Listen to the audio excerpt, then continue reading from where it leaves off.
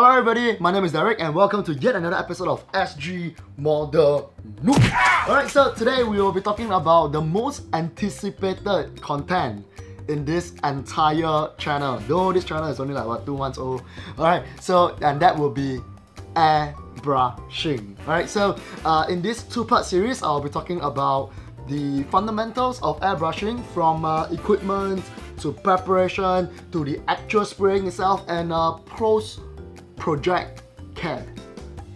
Very important, alright?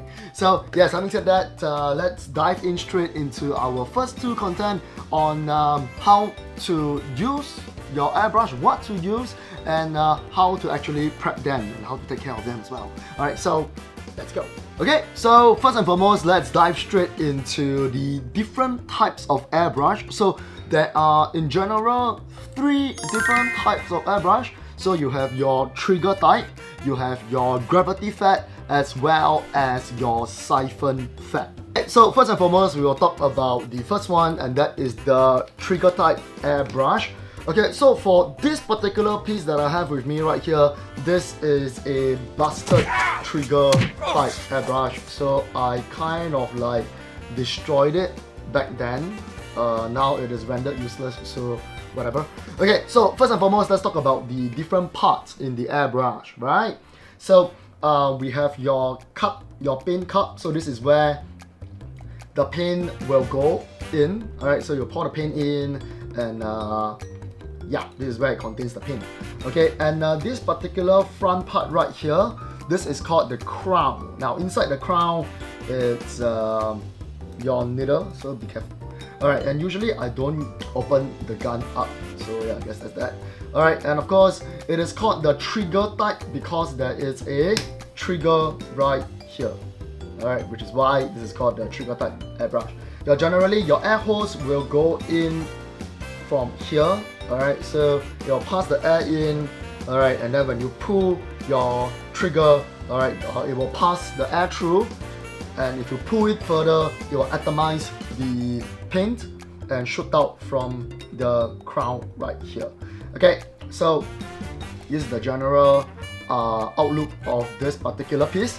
Alright, so for this trigger type, right, it's also double action. So I'll talk about what is double action, what is single action in just a short bit as well. Okay, so double action, which means you half pull for air, okay, and then you press a bit more for paint.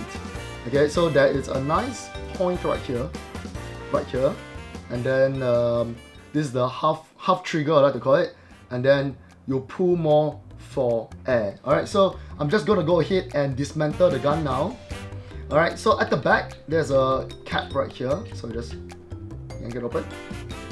Alright, and this particular knob right here is the one that secures your needle into the gun itself. So go ahead and take it out as well. Alright, and then over here there is a knob. For my case, this is the particular piece. Okay, and then there is a spring. Be careful not to lose anything, yeah? Okay, I'm just gonna put it nicely. There we go. Okay, and then you will slowly pull out the needle. That's right. Okay, and yeah, I guess this part comes out as well. Okay, and then this is the full disassembly for the back, and then the front. Slowly. Okay, and then there's this thingy right here. So this is what we like to call the nozzle. So this piece is a bullet type nozzle. Alright, and then the inside is like that. Okay, so now for this particular piece, as you can see, there are quite a bit of rubbish right here. Okay, so this is because I didn't, after the gun is busted, I just didn't clean it and everything. I just leave it there and there. Okay, so generally there are, for trigger type airbrush, especially for the bigger piece, alright, there is this thing called diameter. So you will hear a lot of time, diameter of the needle. So the diameter of the needle, it's very important. It determines how much paint is being atomized whenever you pull your trigger. So as for this piece right here, this is a 0.8 mm needle. Alright, so when you talk about 0.8 mm, it means the tip of the needle is 0.8 mm. So if you are familiar when you're using your normal ballpoint pen, right, you will know that the smaller the decimal place, so say for example 0.38 pen, right, the finer it is. Likewise for airbrush, it is exactly the same principle. Alright, so the bigger the number, the more paint will be draw out when you pull your trigger. Okay, so for this type of bigger needle, normally I will use it for primer as well as top coat. Okay, so these are usually the kind where you will want to use a bigger needle type, a bigger diameter needle for like big pieces. Alright, so why did it got busted? It was because, well, that time when I was spraying top coat, the mixture was a bit too thick, which is why everything got clogged up, and when I tried to clean it, it just doesn't work anymore. So thinning ratio is very important, which is something that I'll be talking about in the next video as well. Okay, to assemble the gun itself is really simple. Okay, what you took out last, put it back first. Okay, so earlier we mentioned it's the bullet nozzle goes in. As you can see, it's really dirty. Bullet nozzle goes in. Okay, next it's this particular mechanism goes back in. So there is a catch. The spring goes in. Okay, and this catch goes in. Alright, and then push your needle back in as well.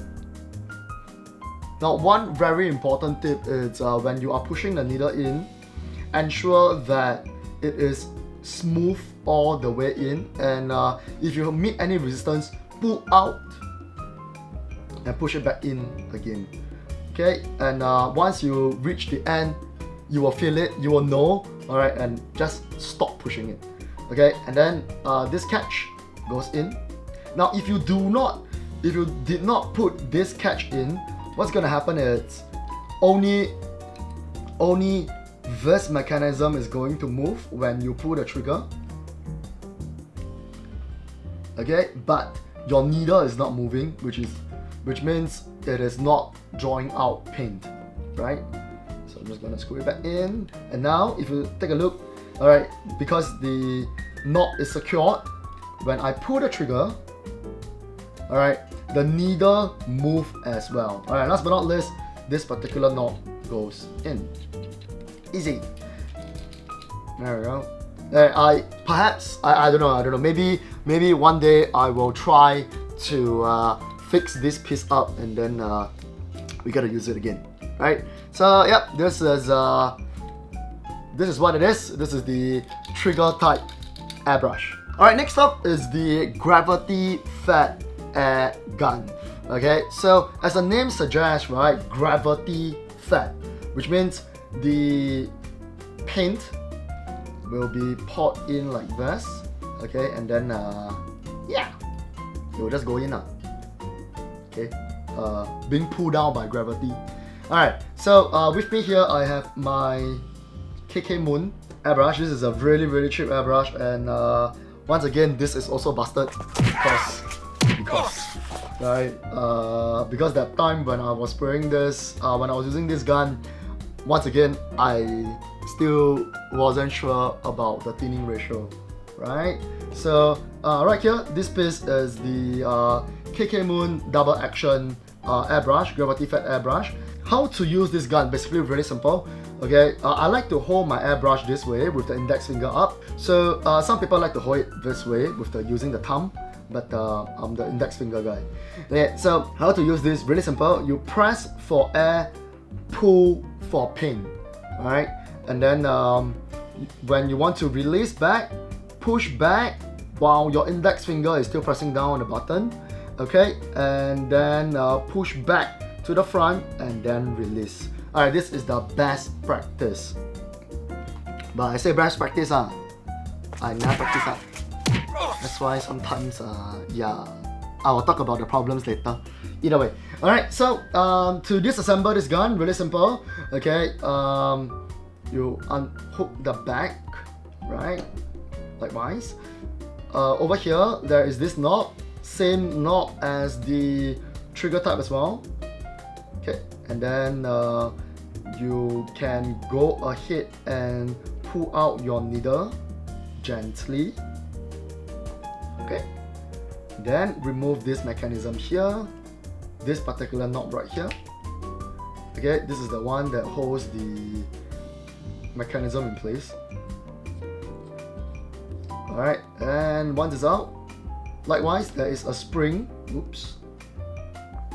There is also a lock mechanism, and this thing right here, oops, this thing right here, this is the kind of like, I like to call this the trigger mechanism. It is the particular piece that is holding the trigger in place. Alright, so once you pull out the trigger looks like this, right?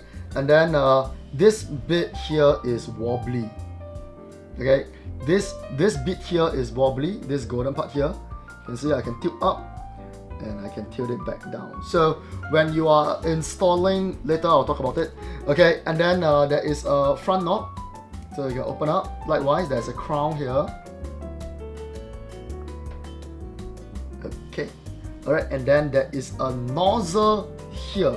Alright, and you can take out the nozzle as well. Alright, so you can take out a nozzle using a tool like this. Alright, so in this particular tool that I have, it has this thingy right here, this little hole thing right here. If you don't have this, you can actually just use a normal plier, okay, and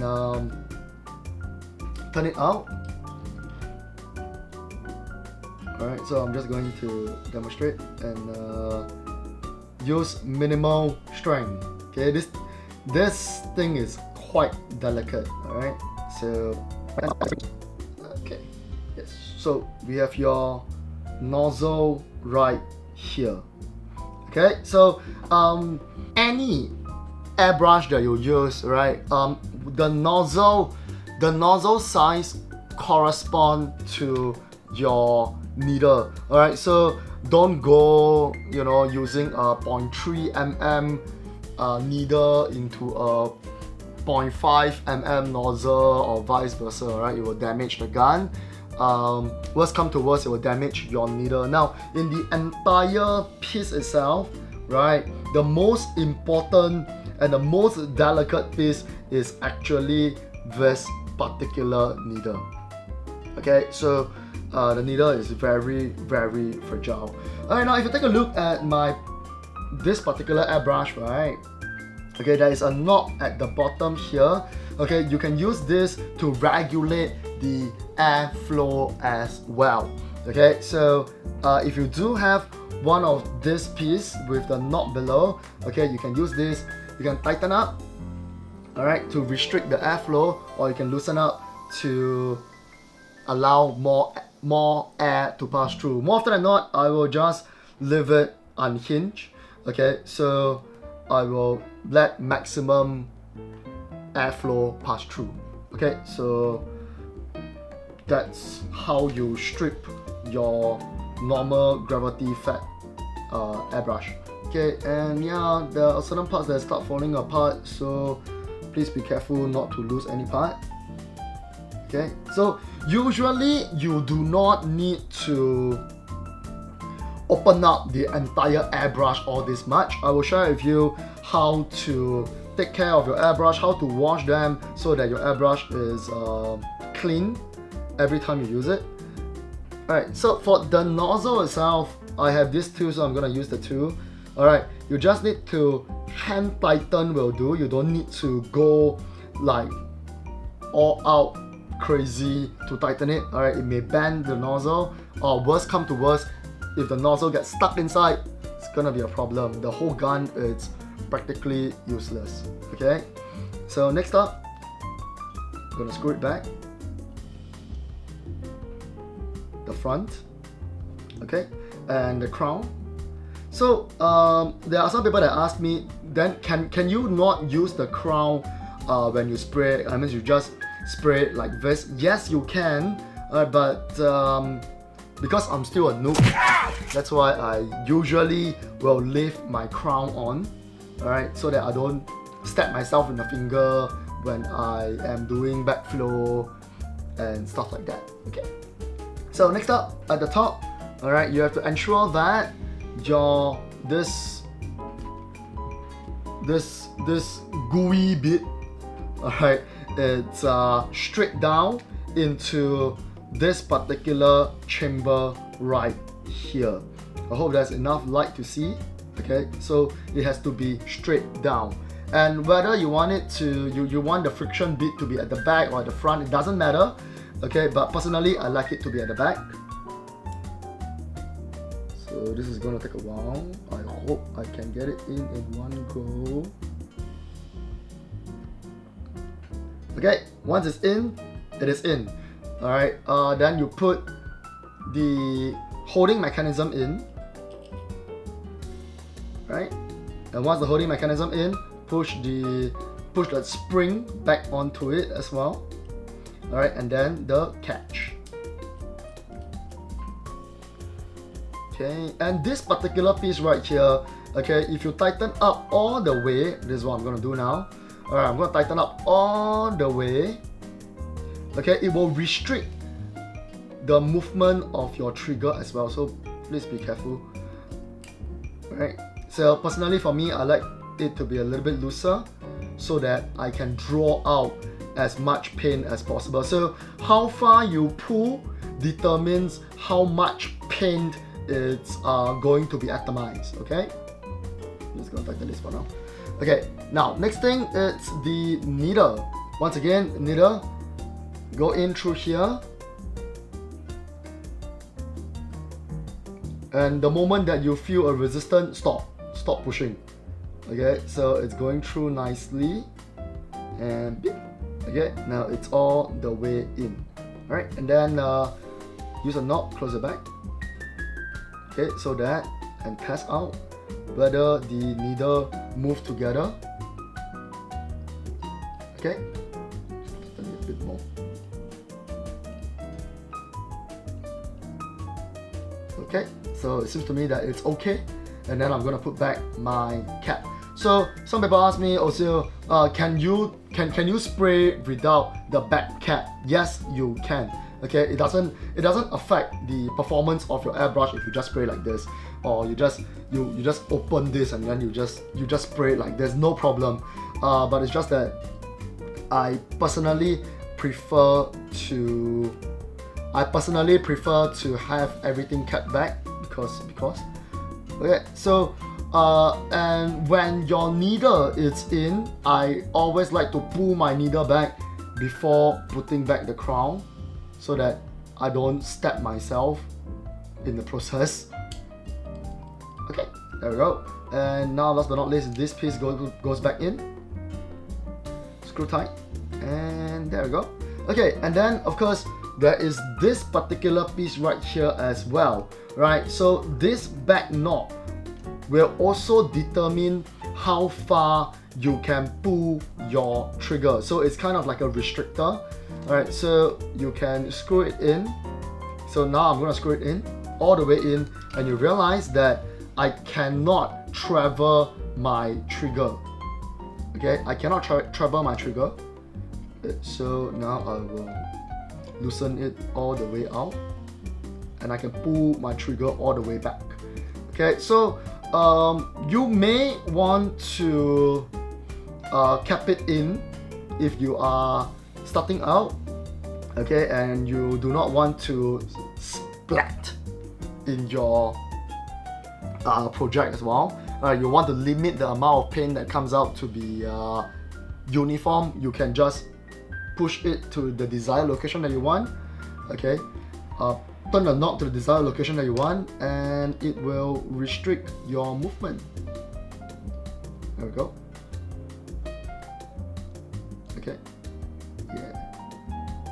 See, this is now if you take a look at this, I can only pull to half, but if I remove the limiter, I can pull all the way back, right? So this is the use of the back knob, and of course, yeah, I hope that the gravity fed explanation is clear enough for you, and you pick up something from here. Okay, so I forgot to add on something on the gravity fed airbrush. So right about now, these are all the air guns that I am using right now, airbrush that I'm using right now. Okay, starting with the smallest diameter, this is the 0.2 mm. Alright, so I use this a lot, especially if I want to do like very, very fine work. Okay, because of the diameter is smaller, so the atomization is actually much more fine, I guess. Okay, so I use this for like very, very fine work. Okay, and my next piece that I use quite a bit is the M80 JM01.35 mm airbrush. Okay, so this piece, I love it.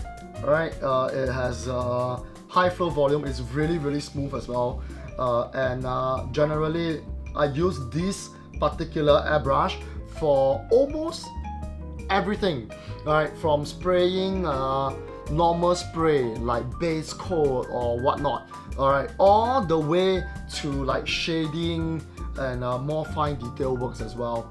Yeah, so I use this piece quite a lot. Alright, likewise for this master airbrush, this is also 0.3, so I use this piece in tandem quite a bit for most of my work, which is why you see it's super dirty. Yeah, the aesthetic on the outside doesn't affect the performance, so yeah, when you are cleaning, clean the inside thoroughly. Okay, my last piece that I'm using is the HD131. This particular piece is made in Taiwan. Alright, and this is a 0.5 mm diameter airbrush. It has a interchangeable head. Okay, and it allows me to change the capacity to a bigger capacity as well. So I generally use this piece for primer work, for top coat, and sometimes I use it for base coat as well if I'm feeling lazy. Okay, so yeah, these are my various gravity fed double action airbrush. So if you realize, I only use gravity fed double action airbrush right now. Okay, last but not least for airbrush itself is the final type that is called the Siphon Fed Airbrush. Now I never used it before, I have never owned one before. When I first started out airbrushing, okay, as daunting as it might be, I started using a gravity fed double action airbrush. Alright, so yeah, then you'll be asking what is the difference between double action and single action, right? So double action airbrush, you press for air, pull for paint. But for single action airbrush, you press for air, you press for paint. So it's just splat.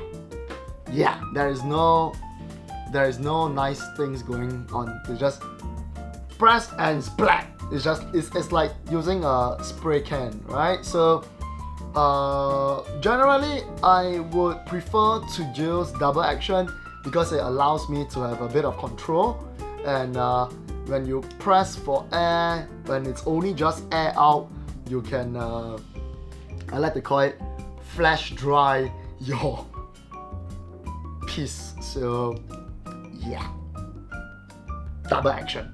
If you can go double action, gravity fed, go double action, gravity fed. Okay, so after we are done with the airbrush, alright, let's talk about the compressor. Let's go. Okay, so personally, I'm using the Sparmax TC620X, but honestly, any compressor will do. In fact, last time I was using this like square box one that is used for nail art. But honestly, I would strongly suggest something that has a gas gauge, right, that allows you to change your pressure, your PSI, when you are spraying your when you're using your airbrush. Okay, and for pressure, right, generally I am spraying usually in the range of 12 to 20 psi. Okay, so if you need to really go like even higher, maybe you will need to thin down your paint some more lah. So thinning ratio is very important, which I will talk about later on as well. Okay, so generally I will use 20 psi. And I need to spray primer, I will 20 psi, let's go.